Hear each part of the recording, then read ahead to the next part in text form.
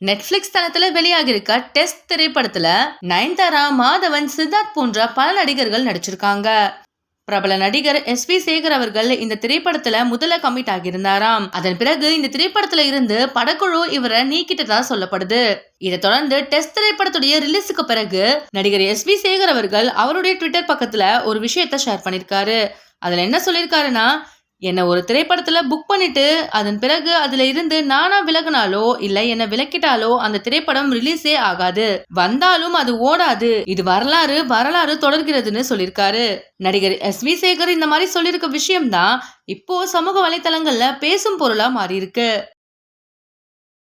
நடிகர் பிருத்திவிராஜ் இயக்கத்துல மோகன்லால் நடிச்சிருக்க எம்புரான் திரைப்படம் ரிலீஸ் ஆகி நல்ல வசூலை பெற்றிருக்கு.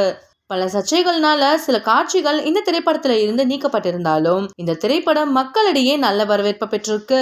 இந்த நிலையில எம்புரான் திரைப்படம் வெறும் 11 நாட்கள்ல 250 கோடி வசூல் செஞ்சிருக்கிறதா இந்த திரைப்படத்துடைய படக்குழு அறிவிச்சிருக்காங்க.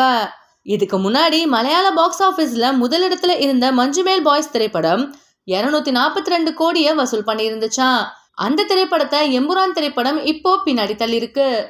இந்த வீடியோ உங்களுக்கு பிடிச்சிருந்தா லைக் அண்ட் ஷேர் பண்ணுங்க. இந்த வீடியோவை பத்தின கருத்துக்களை கமெண்ட்ல சொல்லுங்க. இந்த மாதிரி அதிகமான வீடியோ பார்க்கிறதுக்கு நம்மளுடைய GLB ஸ்பாட்லைட் சேனலை சப்ஸ்கிரைப் பண்ணிக்கோங்க.